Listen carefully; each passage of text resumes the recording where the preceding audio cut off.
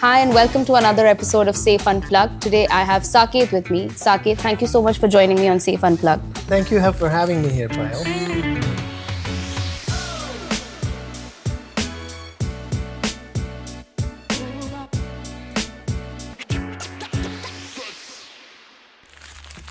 Great, let's start quickly. What's the one thing that nobody knows about you today? I just watched Squid Game 2 seasons on a roll, uninterrupted. I don't think anybody knows about that. Or I guess most people won't expect that. Yeah, actually, I wouldn't have expected it. That was good use of my Christmas holidays, you see. If your company were a Netflix series, what would it be called and what's the plot twist for season 2? Of course, it needs to be Squid Games. Without minus the Killing. The blood and the killing. By the way, Squid Games season 1, not season 2. You know, season 2 was very boring. I have to say that. So, season 1 and the plot twist. I think the big twist would be about going ahead and inventing something which takes over the world of cybersecurity. That would be fun. That would be. All right. What's your guilty pleasure when you're avoiding work emails? Avoiding work emails. Is there anything like that? Yes. Okay. Clearly, I mean, I'm not qualified for that question. Okay. So, you're not avoiding work emails ever? never. Have I ever not responded to you more than like 7 minutes? No. Especially when we're recruiting somebody. Yeah, no. It's Oh, okay, fair. WhatsApp also. Never. True. WhatsApp, you're actually very Have I quick. surprised you sometimes? Yes, you do. Very. I think I can do a good job in interviewing you. Yeah, that would be nice. Maybe next time. What's the weirdest or funniest thing you overheard in the office without anyone knowing you were listening? I think this one fine time when there was an engineer and they were talking to each other and she tells the person that this way of going ahead and normalizing the database, and she was explaining to him on how this works. Yeah. And he just was like, I'm sorry, I don't get it. You need to explain to me again. And he says, dude, this even Saket knows about. Even he would understand. Like, you're not understanding, so shame on you. And yeah, okay. Fair point. I was happy we have smart engineers. So yeah, I was okay. But did you know how to do it? I think I did. So I know how to recruit the right people who know how to do it. So that's Fair. way more important. Yeah, that's important. If your competitors were throwing a roast about you, what would you think their best joke would be? I think every space we've taken, we've crushed competition. True. Just the way our track record has been. So I think the best roast would be that, I actually had one of our competitors come to our RSA booth last year. And the guy actually said this, and he's like, I have to give this to you. It seems like you have a lot of, I can't even use that explicit on the video, but he's like, I think you have big balls. I'm like, well, that's a compliment, so I'll take that, Yeah, definitely. So he was thinking he was trying to roast me, but still not roast me because you're totally crushing them. Yeah. So yeah, I guess that would be, a fun back and forth. What's the most CEO-ish thing you've ever done that made you cringe later? CEO-ish thing, which made a lot of people cringe later. Okay, fair. Slightly different, stuff. As you know, I'm a vegetarian. Oh yeah. Yes. I know what you're talking about. Exactly, right. We did our Vision Summit and 4 days packed in Westin, and all our American Indian friends. We actually banned meat from the whole resort for 4 days. So we actually had people for the first time in their lives sustain on a vegetarian diet for 4 consecutive days. Well done, Saket. So yeah, it did get a lot of people to cringe, and pretty non-inclusive that way. If it saves the few animals, better for your health, I'm okay for some people to cringe. Okay. What's one thing about our industry that's completely overrated but nobody will admit? Our industry, you mean cybersecurity? Yes. I think or cybersecurity and AI. I think the degree of self-importance. Okay. And it's really not just about our industry. I've actually seen this in other industries also. Right.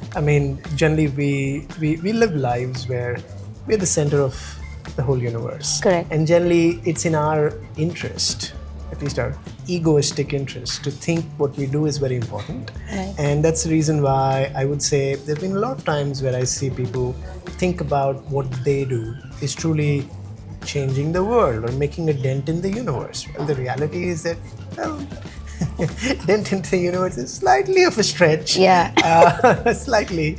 And I mean, it's important from a perspective of the framework with where and how things are, and things coexist. And can you change the lives of people? The answer is totally a yes. But taking it a little too far and thinking like, look, if we did not exist, It would not happen. The world would not be a better place in whatever ways possible. I think it's a little too, push towards just making yourself happy. Yeah. So, I mean, I love playing along. As you know, our vision and mission is, to basically go ahead and secure a safer digital future. Right. And while making that happen, it just like, yes, that'll happen. The reality is with us or without us. Correct. Right? So if you just play in that reality while still working on something which can have a meaningful impact on the industry, that's fun. That's really nicely put, Saket. What's a leadership trend or fad you secretly think is nonsense? I actually think IQ is overrated. I mean, how many people have we recruited together, Payal? Over 700. 700 people, right? And you know this, right? We recruit very smart people, Yes. right? And all the good stuff that's been happening in SAFE is because of the people you've recruited, gone through painfully the final rounds with me. And, we have a lot of very, very, very smart people. There's no two ways about that. But I actually think that, an A+ in IQ with A- in IQ, but with their heart in the right place, I would choose the second The A-. over the first. Not once, not twice, but every single time. And not just in the interest of making SAFE more successful, but I actually think that actually makes it more fun to be together and just to be in this grind that we all go through with many hours that we put in. It just makes it worthwhile when you're surrounded by good people. Yeah. And you end up making friends for life. So I would say IQ being super overrated is one of the trends, which I don't quite agree with.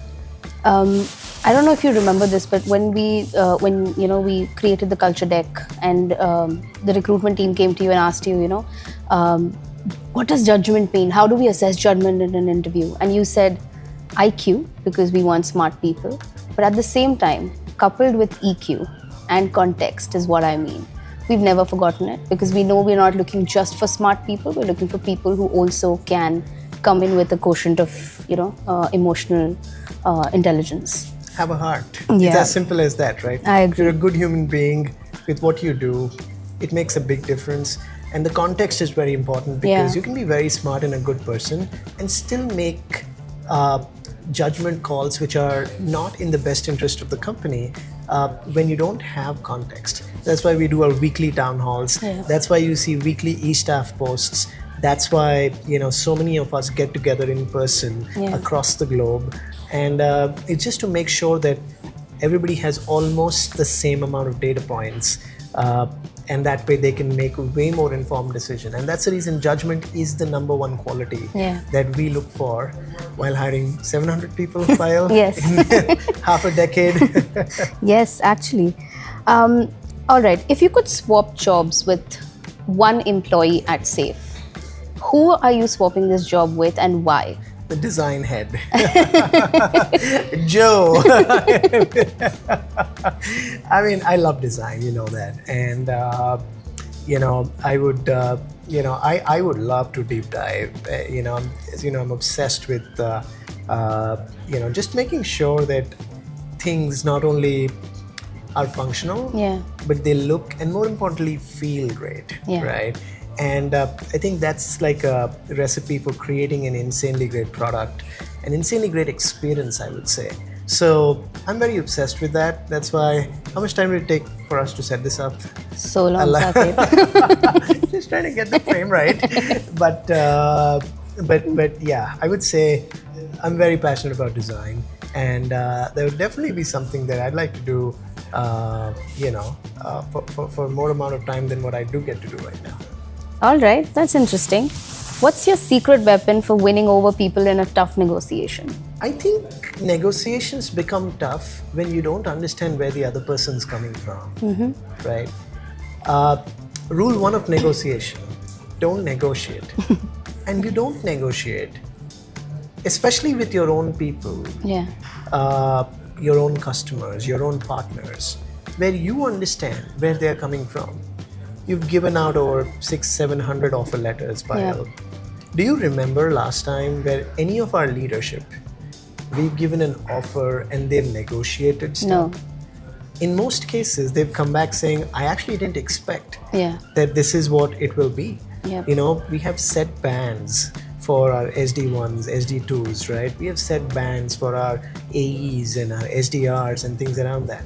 We're not playing games, Yeah. right? Now, when we want to be in the top 10, 15 percentile of the industry, when you want to recruit the smartest people, you got to pay them fairly, Yeah. both equity and cash-wise. I'm just giving one example because obviously, in recruiting, you always are talking about negotiations, etc., etc.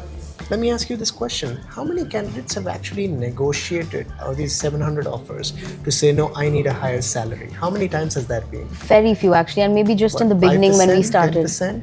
Even less than that, because it was only in the beginning when we Now started. After imagine that, this, right? And I'm ready to take this bet, right? You have a lot of talent acquisition friends, Yeah. right? Across the industry, Yep. right? What do you think would be the number with them? Very high. I can Right. tell you right now. Exactly, right? Yeah. So 50, 60, 70 Yes. at least, Yeah, right? minimum. Because generally the point of view is, hey, we want to get somebody at the lowest salary possible. And then negotiate and keep room for Exactly. the... Yeah. Like, oh, you start with 20% hike and then 30%. Yeah. We don't have that concept. Correct. We say the fair value of somebody. It doesn't matter what college they come from. Yeah. It doesn't matter what back. If we like you, and this is the responsibility that you need to own and drive, Right. this is the fair market value, which is in the top 15 percentile companies. Correct. Which will be there. And most cases, you've not had a tough negotiation. We haven't. Because you understood where they come from, because you would want to be treated in the exact same way Right. that you're treating those candidates.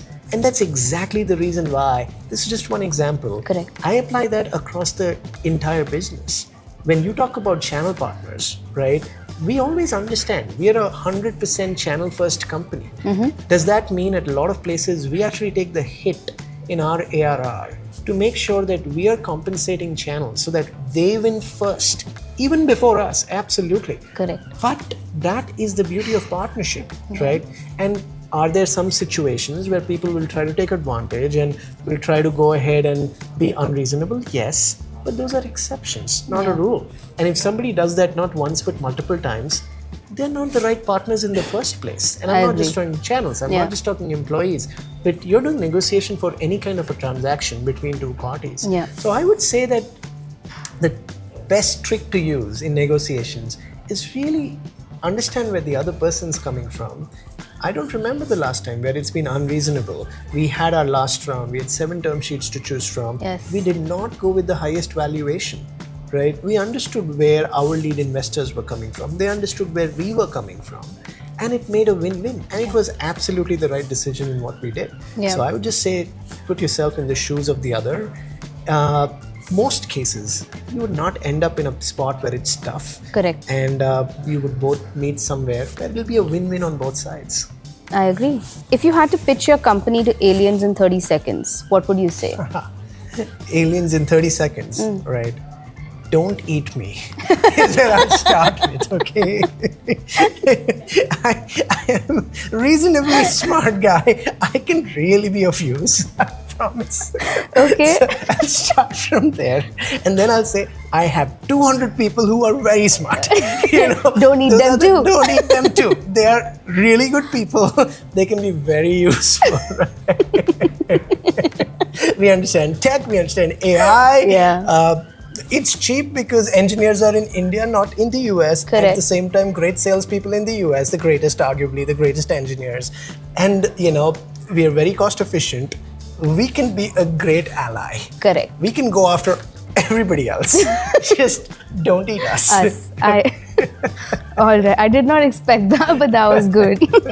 If your team threw you a surprise roast, who on your team would destroy you and why? You. Of course. Hello.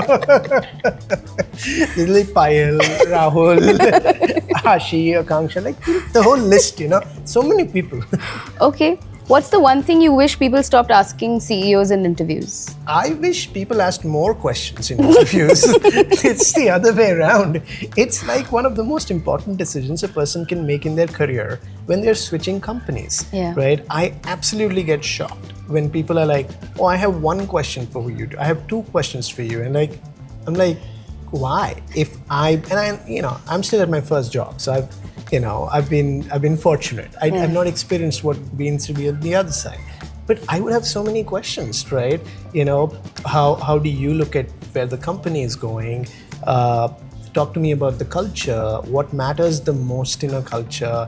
Tell me about your numbers, how the growth rate looks like, right? Tell me about your view of my role or my function. How does that evolve and grow over the years? What's the importance of the same? There's so many questions, good questions that people can ask. I always get surprised when people don't ask questions. Yeah, I get surprised is a negative too. In terms of not being curious enough. I agree. So I'd encourage them to ask more questions. Yeah. Okay. All right. What's the most creative excuse you've heard for someone skipping a meeting? Oh, there's one excuse that everybody has, and when they say that, customer call. No. Get out I know. The jail-free card. I was at a customer call. So, other than that, most creative. The most creative one. I think this guy had this very, very, very interesting thing, and this was I think last year, where he joined with his name, and then on Zoom, when it's you join with your name, and then if the connection's loose, it says connecting. So it said connecting. We waited for a minute, for 2 minutes, for 3 minutes. Later on, I figured out that he just renamed himself to connecting. So I was like, holy shit, that's very, very smart, right? And he taught me that. So Saket, if you ever want to be in a meeting and not want to be in a meeting, that's what you do, right? I will keep that in mind. Connecting. Have you ever gone into a meeting pretending to know something you did not and pulled it off? Oh, it happens all the time. There's just so much that I don't know. And the way you pull it off is simple. Keep your mouth shut. It's really that simple. Okay. All right. If you could delete one email from your inbox, Saket, and never deal with it, what would it say? So I'll tell you a trivia just about this question. Either I archive emails or I report spam. What? Yeah, I just report spam because then the person cannot send an email again. I probably report 30, 40, 50 spam. So I don't need to, what you're asking is, can you delete and not deal with it again? The better way to do it is report it as spam. If you reported spam, they are by default not only deleted, but never have to deal with it again. They will not come back. And that's the reason a lot of people have used another email and send it to me. If you don't want this, please just reply by saying I don't want it. Don't report spam. And what do I do? Report spam. Of course. All right. I don't need something. I'm targeted all the time. Can you buy this, that, blah, blah, blah. So yeah, those will be the emails, right? Just wastes everybody's time, especially with emails with cold outreach with zero research. Yeah. I hate that because that's what we have in our sales. The name of the game of reaching out to people is do a little bit of research. And there's a lot of content that, as you know, I have, which is online. You're just creating some. Yeah. It just takes 30 minutes to do some decent research. Correct. And that, hi, I sell this. Would you be interested? No. Report spam. All right. What's the most surprising feedback you've ever gotten from an employee that you were surprised to hear about? You were like, oh, wow, that's me? Wow. This was at a time when I was actually letting go of somebody. Okay. And he said that I would do the same if I were at your place. Oh, wow. Okay. And he said, I see where you're coming from. and I agree with that. And give me some time. I will work on that and come back and show you that I can work on this. And this was during our services time, and he came back almost in 6 months, and he actually proved that he could do that it. he could do it. So I was pretty surprised about the fact that, like, generally when you have to let go of people, unfortunately at times, generally people are not thinking straight, or it obviously comes to shock to most, if not all people. Correct. In my view, it should never come as a shock, because there should be a series of feedbacks before that. But even then, a lot of times people are not expecting that, So at that point, being composed and seeing through the feedback and understanding that, look, where me and his manager were coming from, and then working on that and then coming back, that was pretty gutsy. Yeah, that was. Wow. Okay. What's one thing people assume about being a CEO that's completely false? That you work for nobody. And who do you work for? Everybody. That's sweet. Because that's the reality. Think about it like this, right? When you have a reporting manager, in this case, you have a very smart reporting manager, by the way. Yeah. I envy that. So when you have a manager, right, we do OKRs. We set expectations very clearly of saying what is expected, this quarter. Correct. What are your what are your stretch metrics which are out there, and things around that. Now, not in as many terms, but you can basically say F you to everything else. Yeah. And just make what your manager expects out of you as a bullseye. Correct. That's when you're working with a manager. Yeah. The challenge of being a CEO, and of course that comes with its own perks, is there is no one exact metric.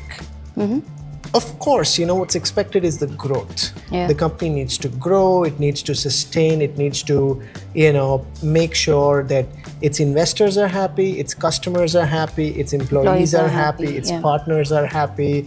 Like the whole ecosystem. Yeah. That is what you're working for. So, it's a funny story which I actually correlate with a lot.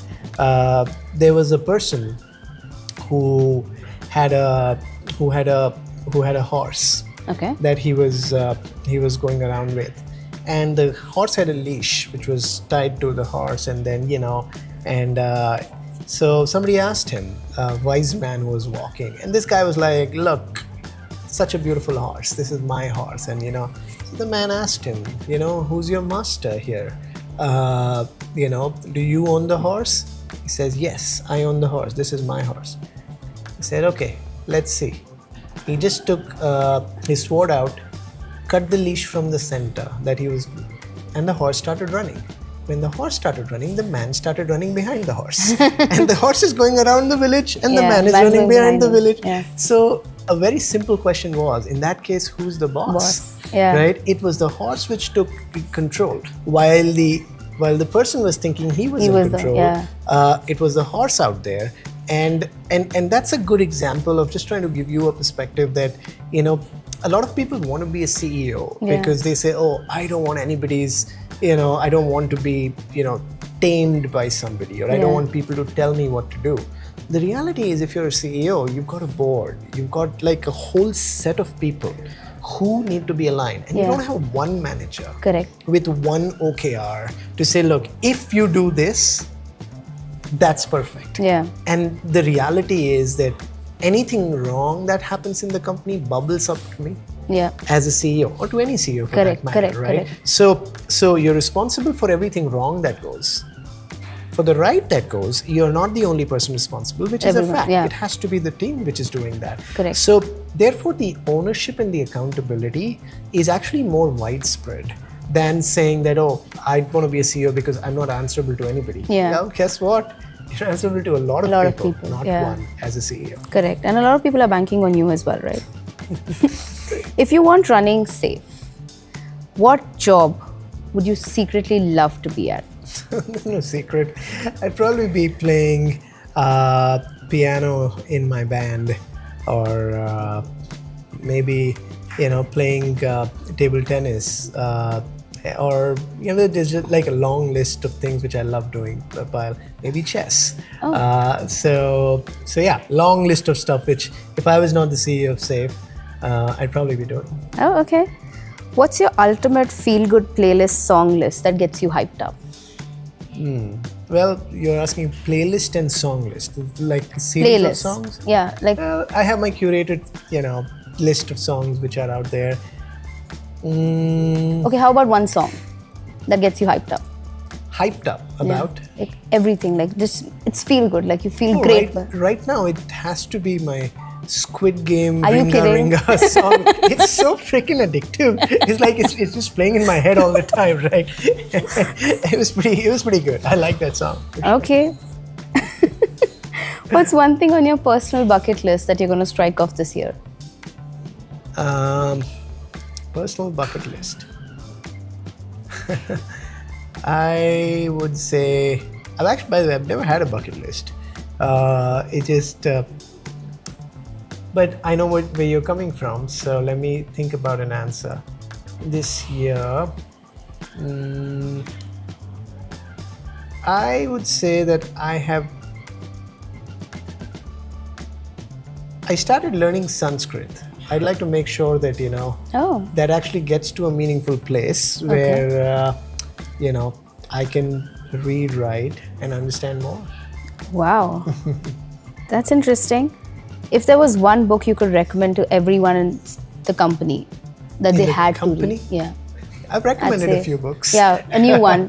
No rules, no.